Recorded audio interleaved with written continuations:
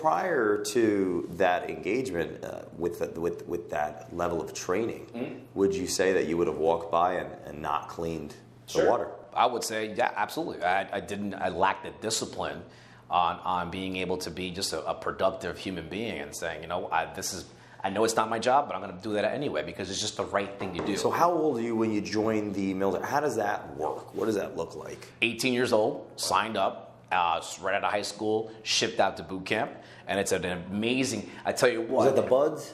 No, that's Navy SEALs. But what we go through as a Marines is Parris Island, South Carolina. It's recruit training, 13 weeks of it.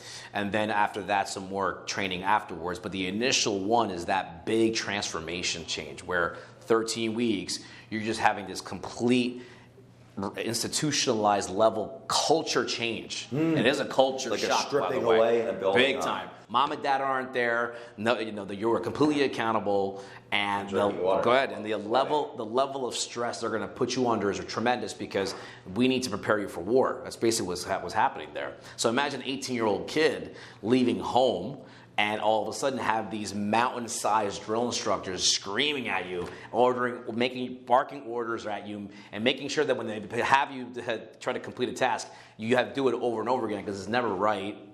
But the idea is that they want you to follow orders, they want you to know that you're part of a team, and they want you to do it under an amazing amount of stress. That's the idea.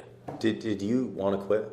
There was a point when I wanted to quit. Sure. Why didn't you? Why didn't I? Well, because I found out there was a commitment here.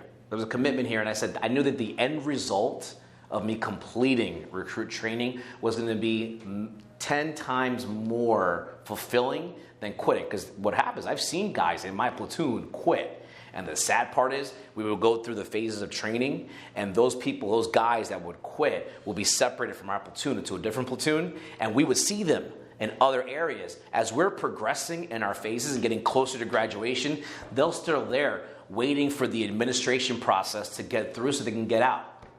And we're looking, I remember, I never forget, I saw one guy, we're at the chow hall, right? And he's on that side of the chow line, I'm on that side of the chow line. I'm like, oh my God, this guy quit like 3 weeks ago. We're like almost halfway through this thing, and he's still waiting to get out.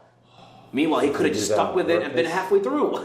Is that a big lesson? Yeah, it was a big lesson. And the look he gave me, there was just this look of embarrassment and shame when he looked at me. I looked at him, I nodded. He looked at me, he nodded, because he was in my unit. I knew exactly who he was.